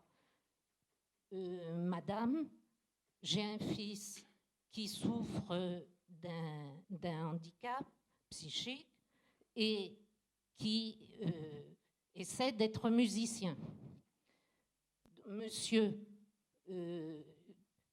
je reconnais dans votre discours des choses que j'entends quand je suis au conseil local de santé mentale de la ville de Toulouse, dans la commission accessibilité, qui est celle dont je fais partie, pour l'UNAFAM. Madame, j'ai ma petite fille que vous connaissez peut-être, qui est au Stade toulousain, Fanny Barbe, je peux la citer, qui a fait partie du pôle espoir féminin du rugby du pôle espoir du rugby féminin, je devrais dire dans ce sens, et qui a été blessé 2 fois et qui a été opéré 3 fois du même genou et qui est aujourd'hui en difficulté, aussi bien pour construire son avenir, elle a 20 ans, et pour jouer dans le cadre du Stade Toulousain. Alors, je ne suis pas seule dans la salle, il faudrait que je... Est-ce que vous avez une question justement à nos intervenants qui sont prêts à vous répondre? J'ai plutôt une... Et vous-même, Le Monde, je suis une lectrice, c'est vous qui m'avez invitée en partie. Ce que je voulais dire, c'est que par rapport à la loi, moi, je crois, j'ai entendu tous vos... Je suis admirative de tout ce que vous avez dit, mais je crois fondamentalement que s'il n'y a pas d'accompagnement, de structure, parce que tous, ou vous les avez inventés, ou vous en avez bénéficié dans votre parcours, on ne peut pas compter, pour moi, qui suis bénévole à l'heure actuelle et à ce titre ici, sur une société de bénévoles. Je pense qu'il faut absolument qu'il y ait un accompagnement législatif. La loi de 2005, par exemple, nous a permis, à travers les MDPH, la PCH dont vous avez parlé, l'accompagnement dans les hôpitaux, de permettre certaines choses, mais ce que je constate après 12 ans de bénévolat, c'est que les gens qui sont porteurs du handicap dont je m'occupe, qui sont quand même en marge de la société sur le plan du travail. Et ils ont besoin qu'on fasse légalement quelque chose pour eux. Et au niveau des mots dont vous avez parlé, il y a un mot qui, pour la structure que je représente, est épouvantable et utilisé souvent dans la presse quand on est en difficulté, c'est schizophrénique. Voilà, donc je voudrais que ce mot-là soit exclu du langage pour inclure ceux qui ont la malchance de vivre cette difficulté dans leur vie. Bien sûr. Merci, madame, pour votre témoignage. Je suis sourd. Bonjour. Je représente l'association des parents d'enfants sourds, donc Ramonville, Toulouse, et monsieur Rémi Garcia, justement en parlant d'inclusion et de sensibilisation à la société, c'est vrai que ça marche souvent avec les enfants en fait dès l'école. Donc là, nous, on est, par exemple, il y a des écoles avec des enfants sourds et des enfants entendants, et les uns apprennent la langue des signes aux autres et la communication fonctionne. Donc ça, c'est le résultat effectivement des lois inclusives. Alors c'est un beau mot, l'inclusion, mais c'est assez différent de la réalité. Les évolutions se font quand même difficilement. Par exemple,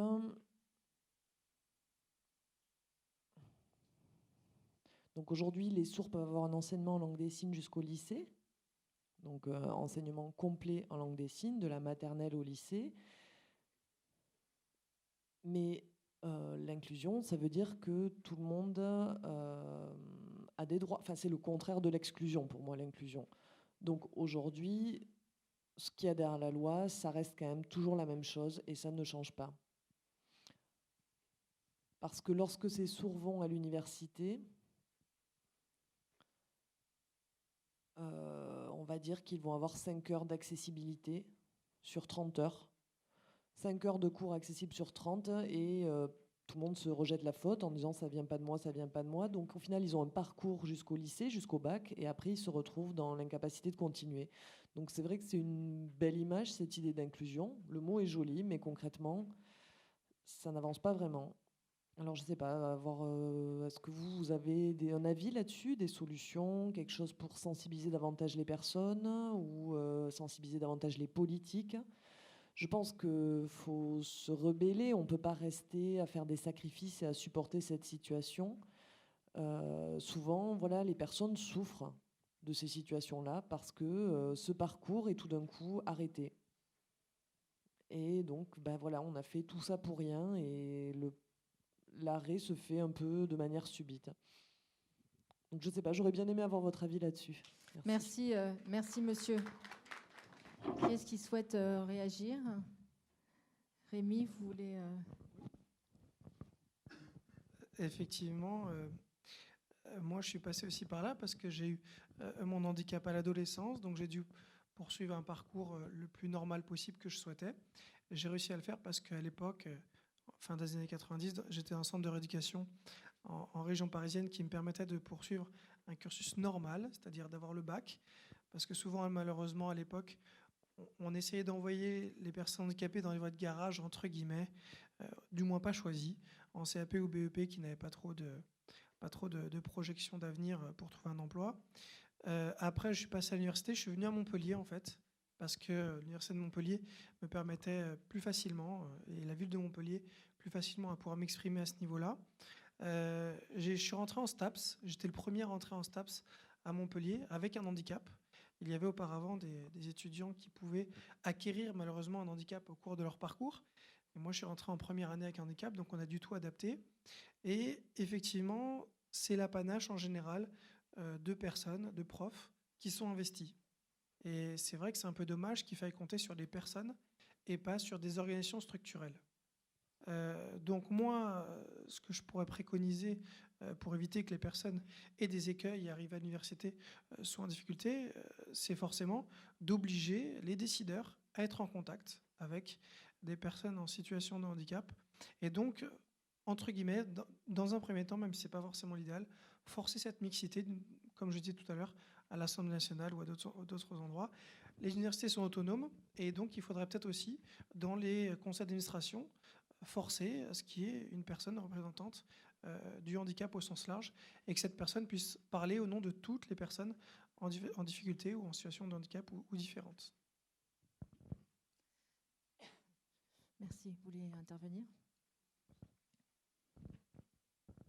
Après, ce qu'il faut aussi essayer de développer, c'est des solutions techniques qui peuvent, en utilisant la technologie aujourd'hui, il y a beaucoup de choses qui peuvent être faites, sauf qu'il n'y a pas forcément les moyens qui sont mis dessus. Et donc ça, c'est peut-être une piste aussi à étudier sur rendre accessibles certains moyens technologiques qui permettent de gommer certains handicaps. Donc ça, c'est une petite piste, puisque nous, on travaille là-dessus, mais bien sûr de manière bénévole, donc on ne peut pas répondre à tous les sujets.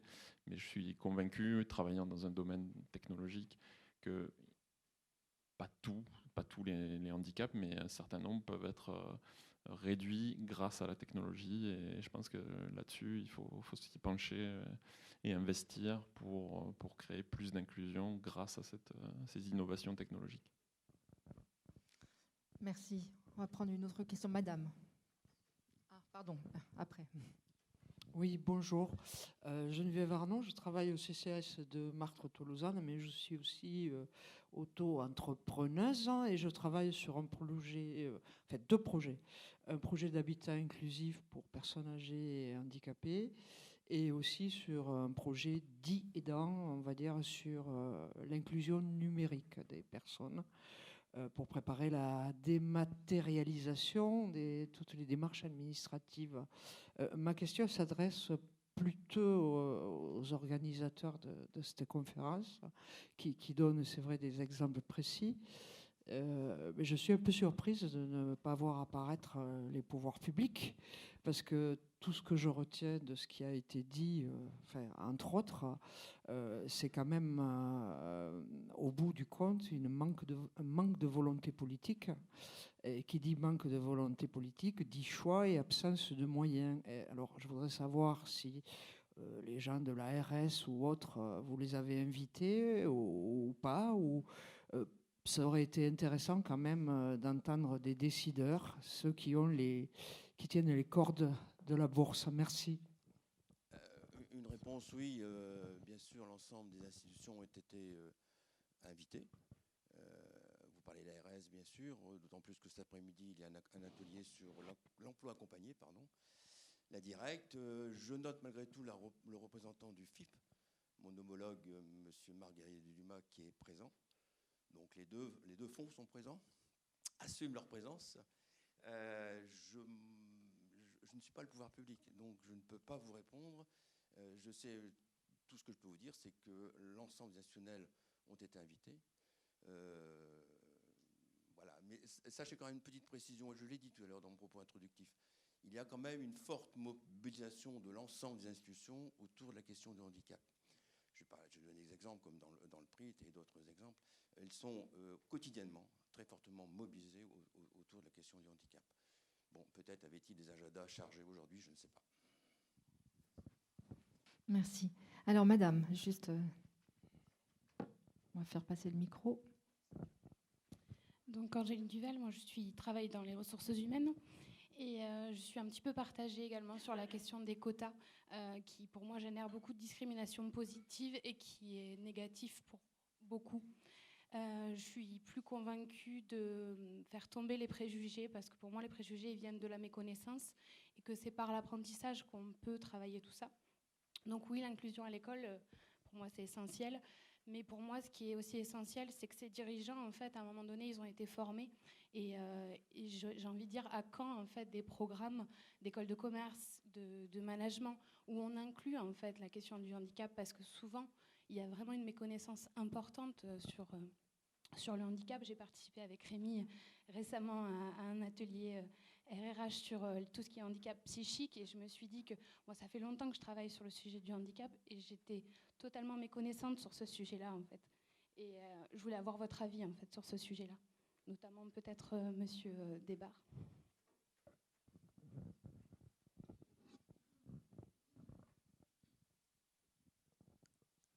C'est évident. Enfin, moi, ce que j'essaye de faire, je le fais avec mes moyens. Moi, je ne suis pas du tout dans le domaine du handicap.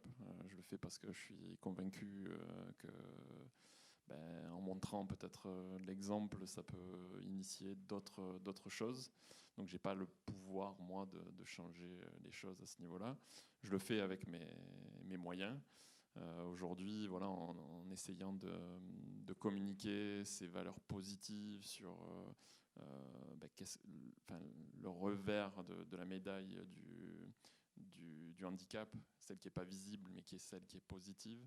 Je fais mon maximum en fait avec mes moyens pour développer cette nouvelle vision du handicap. Maintenant, voilà, j'ai pas les pouvoirs pour changer toutes les choses. Je sais que mes actions elles ont une certaine visibilité au sein d'Airbus. Je travaille beaucoup avec la mission handicap aussi pour donner une autre image du handicap. Maintenant, voilà, bien sûr, dans les formations, ça serait absolument essentiel de casser ce préjugé qui est pour moi la première barrière qui empêche d'avoir une société plus inclusive, quoi. Parce que l'expérience que j'ai, c'est qu'aujourd'hui, par exemple, on travaille avec un sportif de haut niveau. On est en train de lui refaire son fauteuil roulant pour faire du badminton. Je peux vous garantir que les gens qui travaillent sur ce projet, ils ne voient pas une personne faible. Et du coup, ça change complètement, ça casse leur image du handicap. Et par conséquent, j'espère que ça aura des impacts positifs dans l'inclusion, dans leur vie. L'exemple que j'ai donné, les deux exemples même que j'ai pu donner, voilà, c'est parce que c'est des gens qui ont été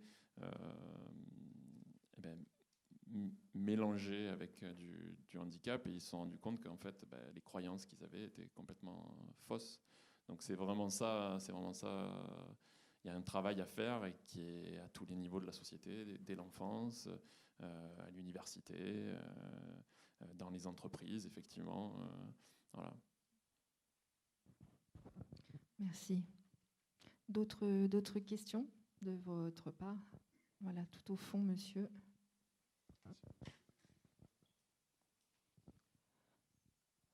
Bonjour. Je suis Frédéric Lacaze, le chargé de mission handicap à la DGRH Mairie de Toulouse et Toulouse Métropole. Tout d'abord, je souhaitais excuser l'absence de Christophe Alves, l'adjoint au maire chargé du handicap, qui a eu un problème personnel ne lui permettant pas d'être parmi nous aujourd'hui. Je voudrais donner une note positive par rapport à la volonté politique des pouvoirs publics. À la mairie de Toulouse et à Toulouse Métropole, on a atteint le taux des 6%, 6,15 à la métropole, 7,86 à la ville, en collaboration avec le Fonds d'insertion pour les personnes handicapées dans la fonction publique, qui aide à la mise en place d'une convention triennale d'un total ville, employeurs publics et FIP de 3 600 000. Nous sommes en cours de reconventionnement, travailler avec les agents, avec les associations, avec les partenaires extérieurs, les universités Jean Jaurès et Paul Sabatier. Donc on essaie de faire de multiples actions permettant l'inclusion des personnes en situation de handicap. Dans la collectivité, on a toutes sortes de handicaps, visibles et non visibles. On met en place aussi des actions de formation et de sensibilisation. Par exemple, le Duo Day, où nous sommes les champions de France de la fonction publique, avec l'accueil de 40 duos. Au-delà de cette action de communication, on a inclus tous les CV dans notre CVTech. Actuellement, on a permis l'inclusion de 3 nouveaux agents suite au Duo Day. On participe également à l'Adapta Cup, tournoi inter-entreprise de rugby fauteuil. Donc, toutes ces actions permettent l'inclusion d'agents ou de nouveaux agents. On a aussi des apprentis. On accueille des stagiaires écoles. Donc, voilà.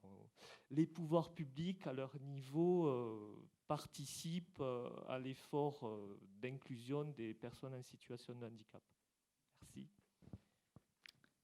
Merci. D'autres questions? Je fais partie des personnes qui sont handicap non visibles. Dernièrement, ça fait depuis 2015, j'ai eu un accident et qui fait qu'aujourd'hui je suis handicapé. Je rebondis sur ce qu'a dit, excusez-moi, je vais prendre son nom, monsieur Christophe Debar, qui parlait tout à l'heure qu'ils étaient en train de travailler sur un projet de siège roulant pour une tierce personne. Ce qui me dérange un peu, je trouve ça super, mais c'est que je trouve qu'il y a des innovations France entière, il n'y a pas de tronc commun par rapport à ces idées. Par exemple, monsieur parle d'un fauteuil roulant. Aujourd'hui, dans le Gers, on a quelqu'un qui a créé un fauteuil roulant qui s'appelle Édouard Detresse et qui répond parfaitement au handicap sur chariot pour les sportifs. Donc je ne comprends pas, soit il y a une méconnaissance, soit il n'y a pas d'échange, mais il y a un problème. Parce que je connais cette personne, donc je trouve ça un peu dommageable, c'est tout. Alors bon, je vais réagir. L'idée, c'est qu'on travaille avec une personne qui va aller aux Jeux Olympiques de Tokyo. L'idée, c'est de réduire au maximum le poids de son fauteuil. Aujourd'hui, des fauteuils en carbone, je ne pense pas qu'il en fabrique votre connaissance. Et le deuxième problème qu'on rencontre dans tout ce qui est handicap, en fait, même moi, je suis confronté à ça, c'est que dès qu'on veut quelque chose de très spécialisé, en fait, il n'y a plus de remboursement de la sécurité sociale, il n'y a plus d'aide particulière pour ça. Alors, je ne me plains pas du tout de ma situation parce que je considère que je suis extrêmement chanceux de vivre dans un pays comme la France où toutes mes prothèses me sont remboursées. Prothèses, enfin, j'en ai pas 50 000, mais j'ai des prothèses et je peux être complètement autonome grâce à ça. Donc, je suis très heureux de ça. Mais dès que je veux faire quelque chose de particulier, si je veux courir, par exemple, ça me coûte 7 000 €. Voilà, donc j'ai décidé de ne pas courir. Je marche tranquillement. Je peux faire quand même pas mal de sport, mais la course à pied, j'oublie parce que ça coûte trop cher et c'est pas grave. Je fais plein d'autres choses. Mais voilà. Après, il y a cette difficulté-là. Après, là, je vais pas rentrer dans le débat du pourquoi on fait ça ou pas. Nous, ce qu'on veut faire, c'est montrer une image très positive du handicap. Par exemple, je ne sais pas si vous en avez entendu parler, mais on a fabriqué une main en plastique imprimée en 3D pour une petite fille de 9 ans avec l'association Enable. Cette chose-là, simplement parce que c'est des ingénieurs d'Airbus qui ont participé à ça, on en a parlé dans les médias, etc. Et ça contribue, en fait, si je l'avais fait moi-même chez moi à la maison, ce que j'aurais pu très bien faire, mais jamais ça serait passé sur TF1, France 2, France 3 et tous les journaux. Ce que j'essaye de faire en travaillant sur ce type de projet, c'est de mettre un spot sur un message autour du handicap. En faisant ce fauteuil roulant, on va utiliser des ingénieurs qui font de l'optimisation topologique. Alors ça ne vous parle peut-être pas, mais on utilise des logiciels hyper coûteux pour améliorer le design du fauteuil pour qu'il soit plus performant, etc. Mais ça, à la limite, c'est pas très important. Ce qui est super important, c'est qu'on a cette solidarité des gens qui vont travailler sur ce projet autour du handicap, et on va mettre en avant cette personne, David Toupé, qui va aller au JO, et qui va pouvoir parler du handicap d'une manière différente. Et c'est ça en fait que nous, on veut mettre en avant, c'est parce qu'on combine quelque chose qui est pas normal, en fait, qui est hors de la norme. Airbus travaille sur un fauteuil roulant, et bien tout à coup, on va mettre le spot sur cette chose-là, quoi. Donc c'est vraiment cette idée-là. Il n'y a pas une histoire de concurrence ou quoi que ce soit. Tout ce qu'on fait, en fait, on le donne. On le met en open source, ça s'appelle open source, une licence, et on le donne, en fait. Donc il n'y a pas une histoire de concurrence. On n'essaye pas de faire concurrence à une personne, quelle qu'elle soit. On essaye de mettre, en fait, le spotlight sur ce sujet-là, quoi. Voilà. Bonjour. Moi, je m'appelle Élise, je travaille pour un service d'interprète. Je voulais rebondir sur une chose et puis poser une autre question. J'agrée sur le fait qu'il est vraiment important de penser l'accessibilité avec les personnes handicapées elles-mêmes. Parce que, comme le disait Rémi Garcia, des fois, on pense des choses et après, il faut tout déconstruire pour reconstruire. Donc, c'est de l'énergie perdue. Je ne parle pas d'argent, c'est de l'énergie, quelle que soit sa forme. C'est dommage. Et puis l'importance de développer des modèles. Quand je parle de la place des personnes handicapées dans les entreprises, dans les lieux scolaires, etc., c'est très important parce que ça veut dire aussi, bien sûr que l'inclusion à l'école, c'est super parce qu'on grandit avec des enfants handicapés, mais il y a aussi besoin d'adultes handicapés dans les écoles parce que les enfants ont besoin de se projeter et qu'on puisse développer le sentiment de compétence. Ça ne suffit pas de dire « vous pourrez le faire, vous pourrez tout faire », en fait, s'il n'y a pas de modèle. S'il n'y a pas de modèle de réussite d'une personne qui est comme soi. Donc voilà, j'invite vraiment toutes les personnes qui veulent se lancer dans quelque chose, même adultes, à le faire parce que les générations d'après ont besoin de modèles.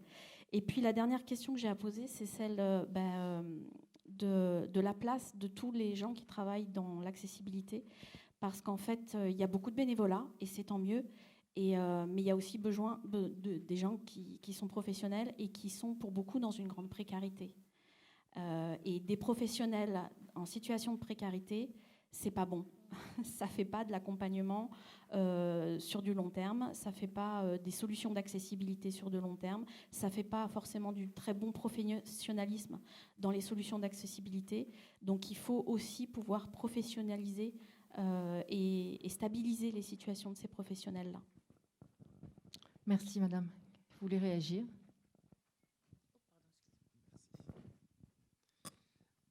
Oui, effectivement, vous avez raison sur le fait que, comme disait mon collègue, sur l'exemplarité du fait que quand on évoque une expérience, quand on évoque des idées pour des plus jeunes ou pour des personnes qui peuvent s'identifier, ces facilités, ça existe. Ça existe. Moi, je connais... à Montpellier, je connais mieux à Montpellier, il y a la cellule handisport qui va dans les collèges, et le responsable est en fauteuil roulant, donc il explique son parcours. Moi aussi, je suis prof à la fac à Montpellier, donc j'ai intégré un DUT dans mon domaine de compétences. C'est pour ça que tout à l'heure je disais que si jamais j'avais un étudiant en face de moi, je demanderais d'être un expert, parce que lui, après, il pourra, par cette expertise, devenir aussi un modèle, etc. Je ne prétends pas du tout être un modèle, mais c'est pour dire que rien que le fait qu'on me voit, c'est un rappel pour les personnes, et c'est aussi un exemple pour se dire l'inclusion est possible. Et moi, je suis prof en DUT à Béziers, notamment, sur 2 matières, et ça me permet aussi de prêcher, entre guillemets, la bonne parole, même si je n'ai pas forcément besoin de le faire. Le fait que moi, je m'exprime comme tout un chacun avec mon handicap qui est hyper visible, ça permet donc d'aller dans ce que vous disiez un petit peu. Mais c'est vrai que des fois, c'est des choses pas très compliquées. Et il faut que les personnes handicapées prennent leur place dans la société, deviennent des citoyens à part entière et s'investissent comme n'importe quelle personne. Mais c'est un effort à faire. Alors, ça va être une intervention plutôt brève, hein. Donc, je suis moi-même une personne sourde. Et je fais le lien sur les modèles. Justement, il y a quelque chose qui me démangeait depuis tout à l'heure que j'avais envie de vous dire. C'est vrai qu'il y a des situations où, voilà, en termes d'accessibilité des personnes sourdes, il y a très peu de textes traduits en vidéo en langue des signes. Et c'est vrai que rien que cette accessibilité permettrait de devenir une forme de modèle, en fait, qui est plus de vidéos en langue des signes diffusées. Ça pourrait contribuer à ce qu'il y ait plus de modèles. Merci. Vous êtes d'accord? Vous voulez réagir? Déjà, je trouve que c'est une super idée, bien sûr, hein, de montrer un peu partout. Alors, je crois qu'il y a des choses qui existent déjà dans beaucoup d'endroits et justement qui peuvent avoir un impact hyper positif sur la façon dont on prend conscience des différents handicaps, quoi. Et je pense qu'effectivement, la technologie peut amener quelque chose de positif dans beaucoup de domaines, pour peu que on donne envie à des industriels à travailler là-dessus, quoi. Parce que souvent, le problème, c'est une question de marché, de rentabilité. Et c'est ça sur lequel il faut absolument travailler pour qu'on puisse commencer des recherches dans ces domaines-là, quoi. Merci. Madame, juste devant. Alors, je poursuis ce thème du modèle. Je trouve que dans notre société, justement, après les plus petits dont on parlait, c'est intéressant d'avoir des événements comme aujourd'hui où l'accessibilité est réfléchie auparavant. Et par exemple, avec la vélotypie, qui doit servir à beaucoup de personnes aussi quand on prend des notes, à mon avis, donc pas uniquement aux personnes qui n'arrivent pas à entendre, ça devrait être un modèle. Et souvent, ce sont des conférences sur le thème du handicap qui vont avoir cette accessibilité. Pas tout à 100%, mais quand même globalement. Ce qui veut dire que les sourds sont condamnés souvent à aller voir des conférences qui vont parler du handicap et toujours de leurs problèmes. Et pourquoi pas des conférences qui soient à chaque fois pensées en termes de budget initial, avec des murs, du chauffage, des sièges, parce que ça c'est indispensable pour tout le monde, mais pourquoi pas aussi des interprètes et de la vélotypie, parce que ça fait partie des choses qu'on devrait penser pour l'accessibilité. On parlait des lois, normalement, par rapport à tout ce qui est accueil du public, c'est plus ou moins appliqué, mais pour les conférences, surtout dans le privé, par exemple, malheureusement, ça n'enrichit pas l'offre que peuvent avoir les personnes sourdes par rapport à ce choix. En plus, pas forcément de réserver, c'est-à-dire qu'à chaque fois, c'est « Ah, y a-t-il des personnes sourdes ?» Parce qu'on ne voudrait pas payer tout ça pour rien. Mais finalement, des fois, il y aura peut-être 200 chaises et il n'y en aura que 100 qui seront utilisées. D'accord, ça ne coûte pas aussi cher peut-être, ok. Mais voilà, donc on parle toujours de budget après. Alors ça c'est quelque chose qui est difficile. Monsieur Debar parlait de technologie. Oui, les sourds en bénéficient, c'est énorme, tant mieux. Mais à chaque fois, se heurte le problème du budget. Et au niveau des élèves, des étudiants, par exemple, dont on a parlé, problème toujours de budget. Merci beaucoup, madame, pour votre intervention. Une réaction de votre part, et puis on va être obligé de malheureusement clôturer nos échanges. Non ? Très bien. Écoutez, un grand merci à vous. On vous applaudit une nouvelle fois très fort. Merci à vous d'être venu de bon matin écouter notre conférence. Bonne journée.